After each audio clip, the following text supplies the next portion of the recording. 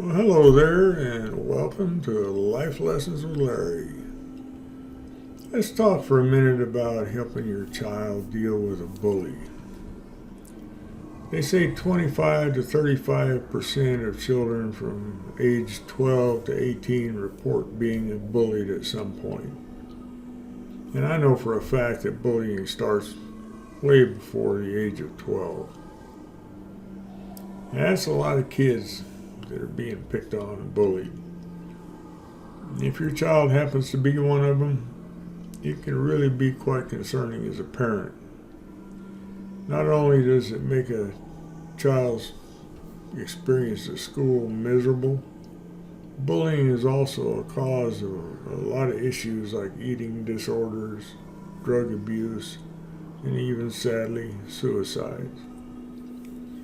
I know when I was a kid, I was raised back in my time by a very strict father, and issues were dealt with at the end of a belt or a paddle or a switch. And my dad told me that no matter what happened at school, if I got in a fight at school, not only even if I got my butt beat at school by the bully, he was going to beat my butt for getting in a fight at school when I got home. So I grew up terrified to get bullied at school or picked on and having to fight because I was afraid of what would happen when I got home with my own father. So the kids thought that I was the biggest scaredy cat they ever saw because I would run rather than let a bully beat me up or get in a fight. And that brought them big amounts of glee and happiness to see me run because it made them feel big. Needless to say, that trauma went with me into adulthood for years. It took a long time to come to terms with that, but we really need to be attentive to how we're dealing with this situation of our children being bullied. While the bullying of a child is a tragic thing, there are some things that you can do to help your child. Hopefully these strategies that I'm about to give you will help you successfully deal with the bullying. Number one, talk to your child. That's one of the things my dad didn't really do with me. He didn't sit down and talk to me about it. He just laid down the law, and that's the way it was. So try talking to your child and reassure them that everything is going to be okay because you are on their side. And it's important for your child to understand that there's nothing wrong with them. The person with the issue is the bully. Maybe let your child know that the bully might be having some things go on at home that we don't know about that are really tragic, and it's the only way that they know how to deal with it is by striking out at other people, and sadly your child might be the recipient. It doesn't excuse it, doesn't make it okay, but let your child understand that the bully's the one with a problem, not your child. And then start collecting the facts. Find out when the bullying is occurring. Is it going to be happening on the bus? Is it during lunch or on the playground? Is it in the locker room, in gym class? Find out what exactly is happening. Get all the facts that you can, write them down because you're going to need them. And number two, do your best to try to keep calm. Even the most even-keeled parents can go off the deep end if someone is making their child afraid and miserable. I know when I was raising my children, I've been known to show up at the school in a pretty unhappy mood because I still had some of my upbringing from my father instilled in me, and it takes a while for that to wear off. So yeah, I did show up at the school, and I wasn't always the nicest person. And so I'm pretty sure a couple of times it might have even embarrassed my kids. But save your energy. Your child's going to be better off if you don't make too big of a deal about it.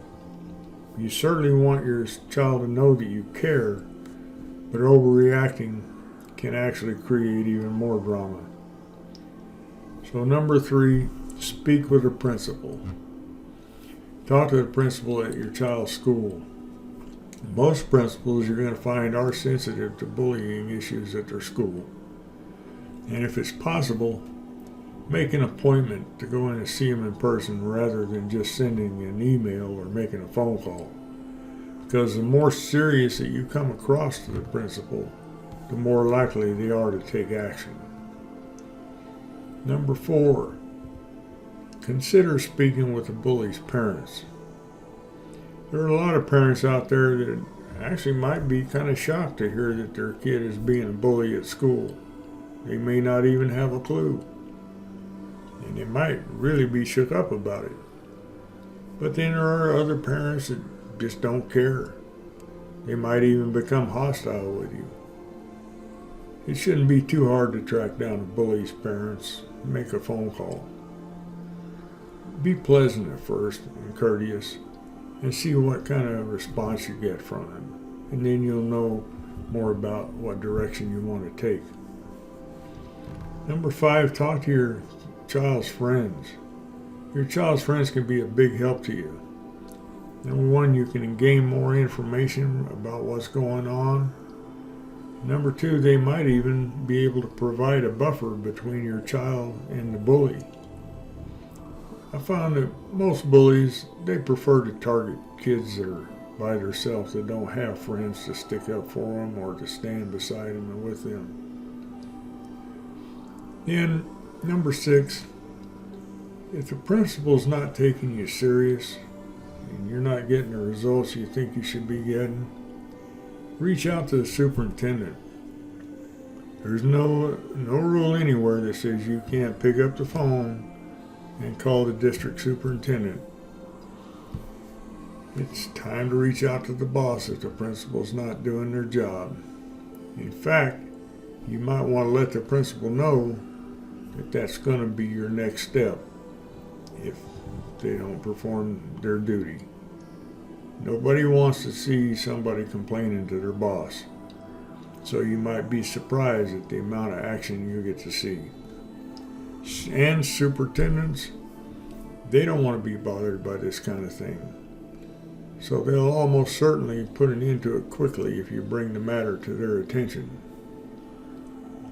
And number 7, if all else fails and nothing goes right and you're not getting any kind of results that you want, it might be time to involve the police. That might be your next stop. They have to investigate the matter. And this is the last thing that the principal or the superintendent want to have happen. Another viable option, you can always get a hold of the school board if everything else is proven unfruitful, doesn't work out. They're the ones that hired the superintendent. They're the ones that approved the principal. And all it takes is just one board member that's sympathetic to your cause to get the ball rolling. Make it clear to every one of those individuals that you're not going to give up, and it's likely that you're going to get the results that you need. Avoid the temptation to dismiss your child's struggles as just simply being a part of growing up and part of childhood. Bullying can have some serious consequences. It's not to be tolerated. And it could also damage the relationship that you share with your child if you're not attentive and if you're not helpful during this very challenging time in their life. I hope this helps out a little bit, and I hope your child doesn't have to deal with this kind of an issue. Thank you for watching. Good luck, and I'll see you later. Bye now.